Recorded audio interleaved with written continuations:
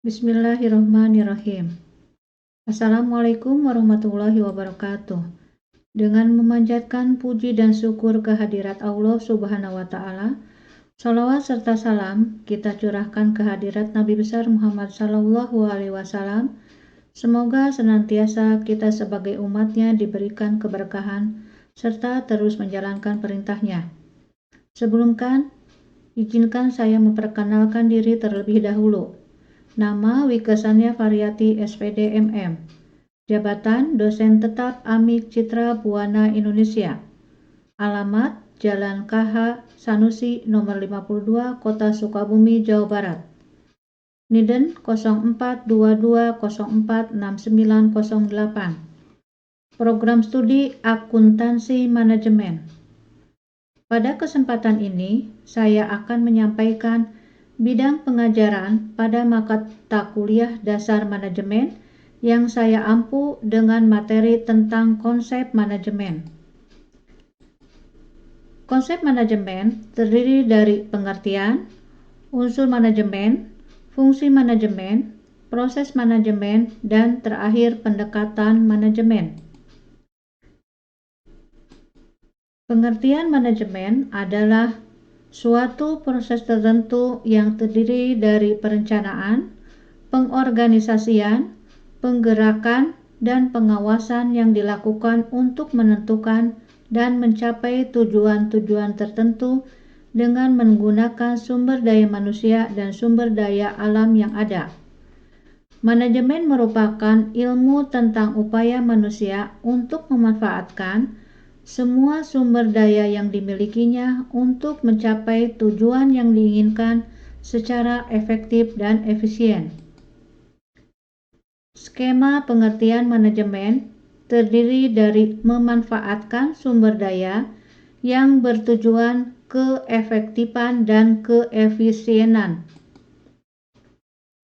Unsur manajemen terdiri dari 6M, yaitu 1. Manusia, 2. Material atau barang, 3. Mesin atau mesin, 4. Money atau uang, 5. Metode atau metode, dan terakhir 6 adalah market atau pasar. Berikut saya akan paparkan 6 unsur manajemen. 1. Manusia berperan sebagai manpower dalam organisasi atau perusahaan. Diperlukan untuk memimpin, menggerakkan karyawan atau bawahan, serta memberikan tenaga dan pikiran untuk kemajuan dan kontinuitas perusahaan. Sumbangan tenaga manusia di sini dapat pula dinamakan sebagai leadership atau kewirausahaan. 2. Material. Material digunakan sebagai proses produksi dalam suatu perusahaan atau organisasi, dapat terdiri dari bahan baku, bahan setengah jadi, atau barang jadi. 3. Mesin. Merupakan kebutuhan pokok dalam melancarkan jalannya perusahaan. 4. Metode. Pemilihan dan penggunaan metode yang tepat digunakan sebagai aturan atau cara-cara tertentu yang bertujuan untuk menghindari terjadinya inefisiensi dan pemborosan. 5. Money. Money sama dengan modal, di mana modal dibagi menjadi 2, yaitu A. Modal tetap terdiri dari tanah, gedung, bangunan, dan mesin. B. Modal kerja yang terdiri dari kas dan piutang. 6 adalah market. Market adalah tempat bertemunya penjual dan pembeli untuk mengadakan suatu transaksi. Fungsi manajemen adalah planning, organizing, coordinating, directing, motivation, communication, leadership, penanggungan resiko, decision making, dan controlling. Fungsi manajemen sebagai proses manajemen terdiri dari planning, organizing, controlling, dan leadership, di mana keempat bagian planning, organizing, controlling, leadership saling berkaitan satu sama lain. Skema proses manajemen terdiri dari 4 bagian. Perencanaan yaitu tujuan, kebijakan, program yang diatur dalam sistem dan prosedur. 2. Pengorganisasian terdiri dari struktur, staffing, koordinasi yang akan membentuk suatu organisasi. 3. Pelaksanaan yang terdiri dari motivasi, memimpin, mengawasi orang, dan produksi. Yang keempat adalah pengawasan yang terdiri dari biaya, kualitas, kuantitas yang akan bertujuan untuk anggaran dan sumber daya.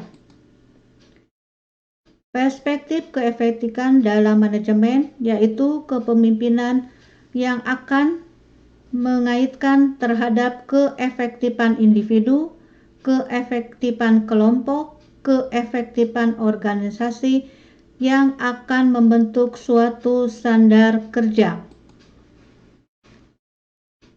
Berikut saya akan sampaikan tingkatan manajemen yang terdiri dari 3 bagian, seperti dalam piramida manajemen, yaitu manajemen puncak, manajemen menengah, manajemen pelaksana atau pengawasan.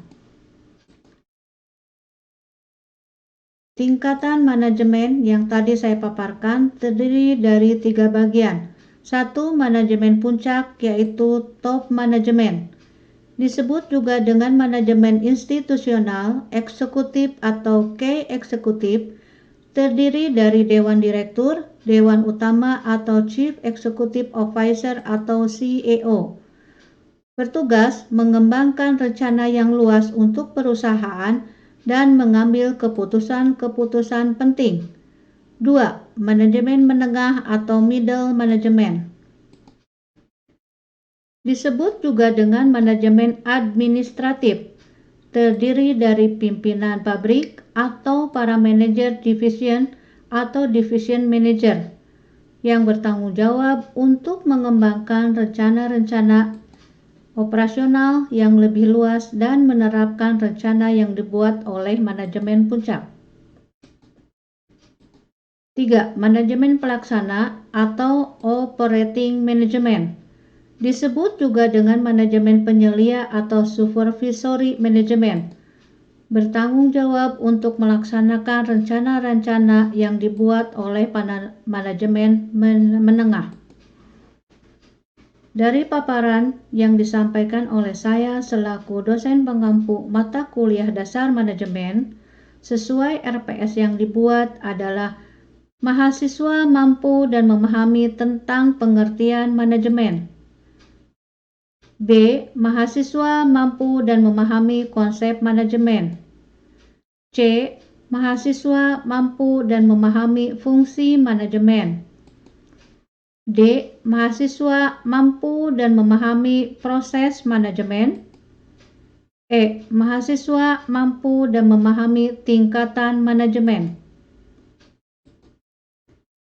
Adapun untuk memberikan tugas akhir dari mata kuliah dasar manajemen kepada mahasiswa, saya menugaskan bentuk fisik tentang studi kasus yang harus dianalisa dengan metode problem-based learning secara berkelompok dengan pengalaman belajar yang dimiliki berupa materi yang disampaikan serta menghubungkan dengan permasalahan yang diberikan oleh dosen.